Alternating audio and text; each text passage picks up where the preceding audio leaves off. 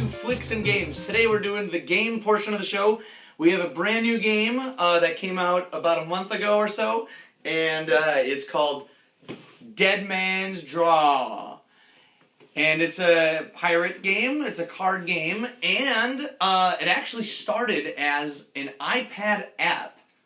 And then I guess it was very popular, and it ended up people were demanding it to make it into an actual physical hard copy game, and now Mayday Games kind of published it, and here we are. We got Dead Man's. No, I've never actually played the iPad. I have now, but I didn't play it before I played this. So let's go take a look at how the game plays, and we'll be right back. Alright, so Dead Man's Draw. So what we do in the game is it's a push your luck game. So what you're doing is you're going to be drawing cards, and there's 10 different suits. There's an anchor, there's a hook, there's a cannon, there's a key, there's a treasure, there's a oracle, a sword, a mermaid, a kraken, and a map. And they all have certain abilities. Before I get into their abilities, though, the basic mechanic of the game is you're going to be drawing cards. And you want to keep drawing until you either want to hold or keep going. So you're drawing, and you can go, oh, I'm going to hold and keep the cards, and you'll score those points at the end of the game. Or you keep going. However, if you have a suit that's the same one that's out there, could have been either a map or an oracle, any one of those. This was the treasure map. I bust, and they go into the bust pile that starts the game. So that's the basic thing, and so you're just pushing your luck to see how many cards you can get of a unique suit until you get one that's the same. But each card has their own ability, and we're gonna actually kind of demonstrate it instead of just me explaining to you what every single ability does. We're gonna just actually go through it. So me and my daughter Kiya, say hi, Kiya. Hi. Alright, we're actually going to play through a quick game so you can see, and we'll talk through it so you know what we're doing. So, I have this all shuffled. And let me shuffle it one more time because we were kind of peeking through the cards there. And this is the bust pile. We start with 10 cards, all of the lowest suits. They're all 2 to 7, except for the mermaids are 4 to 9. And highest card goes first. I got a 5. What do you got? Lift up a card. I got a 7. You got a 7, so you get to go first. Shuffle that up a bit. And here we go. Alright, so Kiya's going. Yep, just like that. And that was an anchor. It does nothing by itself. Or right there. So boom, she got 2 anchors. She busts right away. There's a good demonstration. That goes right into the bust pile. So that's my turn. I'm going to draw, another anchor. Who shuffled these cards? All right. I think it was you. It is. The hook does nothing right now because there's nothing out there, but I'll explain that later. The mermaid, which is the highest suit. Oh, I kind of want to hold, but I'm going to go one more. And I drew the map. Now what the map allows me to do is that I can take the bust pile, I shuffle it up, and I take the top 3 cards, and I look at them, and I get to pick one. So I'm going to pick the oracle, or the genie, or the fortune teller. I'm going to play that right there. Now that allows me, this card allows me to look at the top card of the deck. There's a treasure chest, and now I can choose to either hold or play it. And since I don't have a treasure chest out, I'm going to do that. And that does nothing by itself, but I'll explain that later. So are you gonna hold I am definitely going to hold because that's a pretty good. So I have those. You just pushed your luck. No, I'm good. Well, you might have So now it's your turn. So Kiya's going to go now. And there's 50 cards in here, by the way. Alright, that's treasure chest. Ooh, an oracle. An oracle, so she gets to look at the next card, and that is a hook. And they do nothing right now since she has no cards in her play area. She's pushing her luck again. A sword. So put the sword down. Now what the sword does is that it allows her to take a card from me of any opponent from a suit that she doesn't have. I am going to go anchor or mermaid. Anchor gets to protect all of these Yep. if I want. Well, why don't you take that one? And then I can explain it. So, she's took the anchor. So now, these are all protected. So if she draws another card and she busts, she actually gets to keep these 4 cards that are before the anchor. I am going. And she is gonna keep going. And she did bust because she got a hook. However, she does, these cards go away, but she gets to keep those 4 cards and keep those right here. And, alright, now it's my turn. I have a hook, so now what a hook does, a hook allows me to replay a card from my hand to use that ability. And I'm going to do this, which is allowing me to do the map again. So I'm going to shuffle these again and draw the top 3. And I have an anchor and a key. I'm gonna think I'm gonna take that 7 anchor because that's the high card there. And that allows me to have those be safe. And I'm gonna keep going. Boom, I bust. However, I do get to keep these 2 cards. Now you're only gonna score the top card of each suit at the end of the game. So that's why you stack them like that.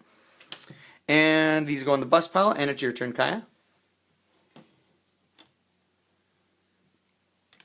Yep, like that. The sword allows her to take a card Oracle's pretty good. of a suit that you don't have. You already have the Oracle, so you Oracle, cannot take that. I cannot take that, but I'm going to take the mermaid. Okay, so you take the mermaid. Alright, are you going to keep going? Yes. Okay, keep going. I bust. Oh, she busted. Alright.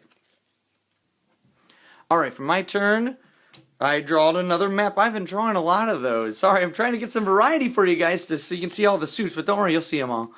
I'm going to draw 3 again, the top 3. All the same ones again. I'm going to draw, I think I'm going to take that mermaid, because that's the 9, and I like that. And then I'm going to keep going. And it's a map, and I bust. Okay. And it is Kiya's turn. The sword. So it allows her to take something that she doesn't have. She doesn't have... The only thing she doesn't have is the map, so she has to take the map. Yep. And that allows her... I will shuffle those for her. And she's getting the top 3, and she is going to pick which one that she wants. Yep, so pick one. Now the cannon... Put those others go back in the bust. Now the cannon she chooses to pick. Now you can, any opponent, you can take one of their cards out and put them into the bust pile. So it's destroying their cards. Yep, the highest card. That's pretty smart. Because if she would have taken my 5, I still would have had the 4. I only would have lost 1 point. This make me lose 5 points. All right, and are you gonna keep going? Or are you gonna hold? I'm gonna keep going. Oh boy. And it's the key. The key does nothing by itself. Are you going to keep going? I'm going to keep going. Oh my gosh, are you crazy? Oh, this, okay, the Kraken. What the Kraken does, you have to draw 2 cards. You have to draw the next 2 cards. So that's what's going to happen. And boom, she got a cannon and she busts. So no matter what in the Kraken, you have to draw 2 cards. Alright. I'm going to, I draw the Kraken, so I have to draw 2 cards. There's the key, does nothing by itself. And the treasure chest. Treasure chest does nothing by itself either, but together... If I decided to hold right now, I can double my cards. So I already have 3 cards. I can take 3 cards, shuffle this up, and take 3 cards from the bust pile. And then they would go, I think I'm going to keep going. And I busted. So I actually don't get that treasure chest ability. And now it's your turn. Man, I'm not doing very good at all. Me either. But you're doing way better than I am. All right. Treasure chest. Alright, let's see if you can play smarter than me. The key. So if you hold, you would get to take 2 cards. Nope. Because she has 2. She's going to keep going? Oh, yeah, it's really tempting. And she buzzed. Come from? That's right. Alright, now... Alright, I'm going to have a good run here. Mermaid. Oracle, which allows me to look. And another Oracle, so obviously I'm going to hold. And there we go. Those are my cards. And obviously yours is the Oracle. So go ahead. Oh, cannon. So I think I know which one you're going to destroy. Yep. And alright. What are you doing? Oracle! Man, this is a hard busting game. Sometimes it varies. It's different every time you play. And Oracle again. I'm going to... Oh, yeah, I'm taking that because I'm going to go on the map here. And I'm going to shuffle these up. The deck's a little bigger now in the bust pile because we're definitely over halfway done through this game. And I'm going to do this. I'm definitely taking that cannon. And I'm going to destroy her hook. And I'm going to keep going. And I bust. Okay. The map. Okay. I will shuffle these for her so she can get the top 3 cards here. There you go. And go ahead and pick one of those.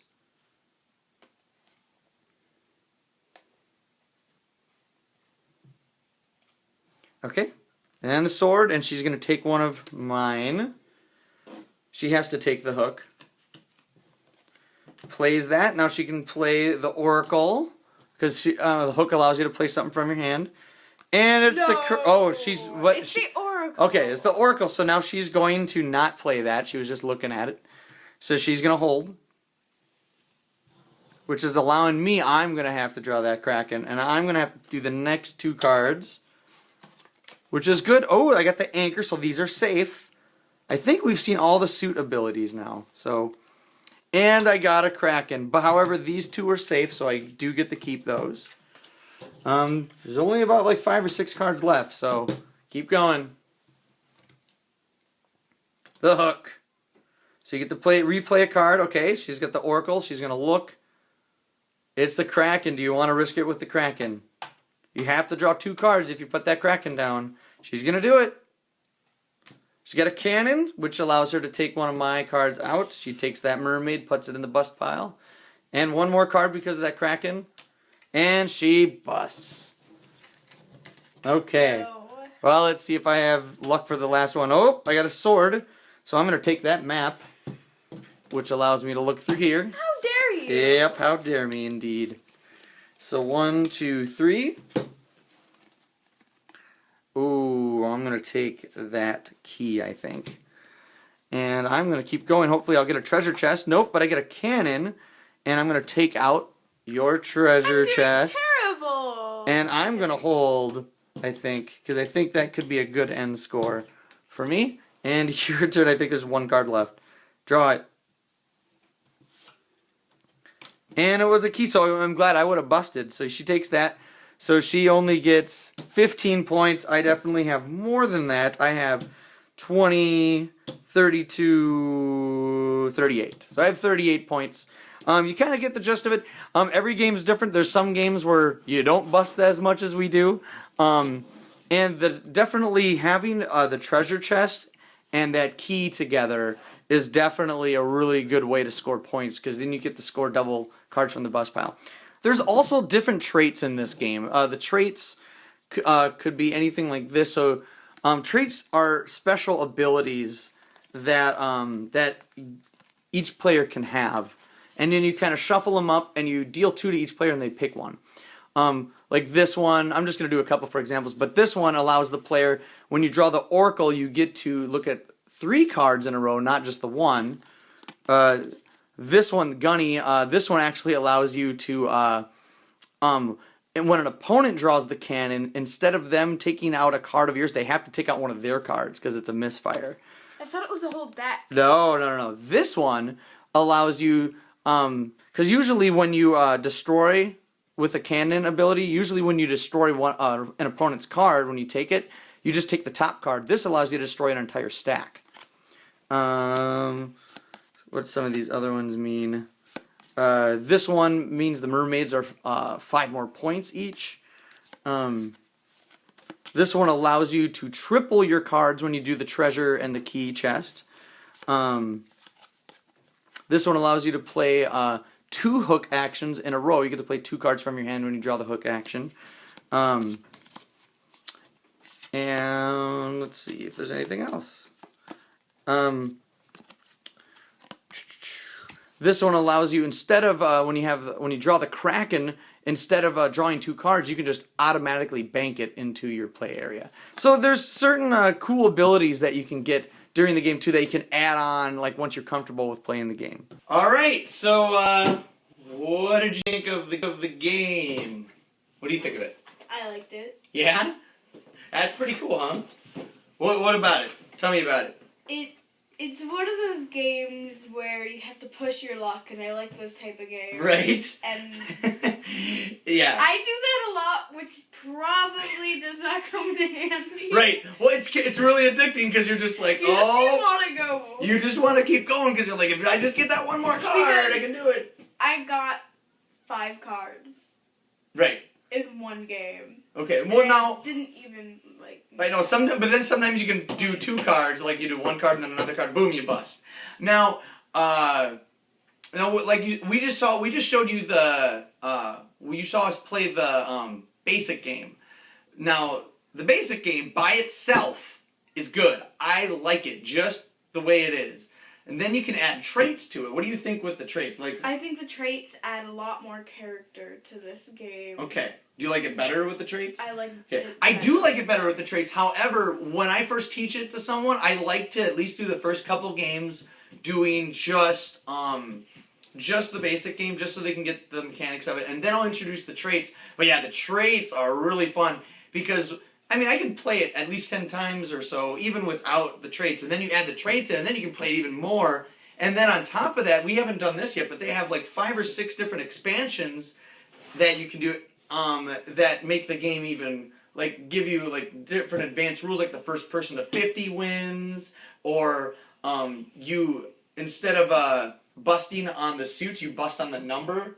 So they have different ways to play this game, and also they even have an added mermaid suit where you can give the mermaid, or not an added mermaid suit, but you can give the mermaid a special ability, which we haven't played with. So, little game, lots of replayability on it. They just added a lot to it that they can really do it. So, so you like it. I really like this game, and it's been a long time since I found something that I really liked, I probably only had it for a few weeks, couple weeks. I probably played it over 20 times already, at least. And I teach my board game group at a middle school, and they love it. And it's so much fun because it's easy to teach. And there's just something about that push your luck that you're like, ooh, and then those special abilities that you can blow people up, with a cannon, or you can steal cards, and it's just, anybody can win. And what I also like about it too is that you never know who's going to win until like kind of the very end, because sometimes someone can have a big swing and do a combo of like a hook, and then play a sword, and then get a cannon, and you're just like bam, and the person that was ahead is now like in last place, and yeah, it's a lot of fun, and it's definitely a game with a lot of interaction. You play at parties. You can definitely play it with non-gamers, and for gamers, they can definitely play it as a filler game. And as far as the theme goes, this is probably one of the most thematic small games I've played, because it feels like you're a pirate. I mean, and it's just a small card game. And I played some big board games that the theme doesn't come through, but the theme really comes through with this. Yeah. I agree with the theme because there's so many pirate-themed games. Right, we have like 8 or 9 of them, so. I think we have like 11. And this might be my favorite, and we have big ones too, and this is, I don't know, I think this is the best one. I think the pirate theme comes through more than the other ones. Well, I highly, highly recommend getting Dead Man's Draw. So, any final thoughts on this? I like it. I like it too. No, it's a great game. It's a great, small little game that comes in a little box. You can buy it for like under $20. It is excellent. Pick this up, and also check out the iPad app too, which is awesome, and I'm really addicted to playing that too. Anyways, there it is, Dead Man's Draw, and we'll see you later on the next Flix and Games. See you later.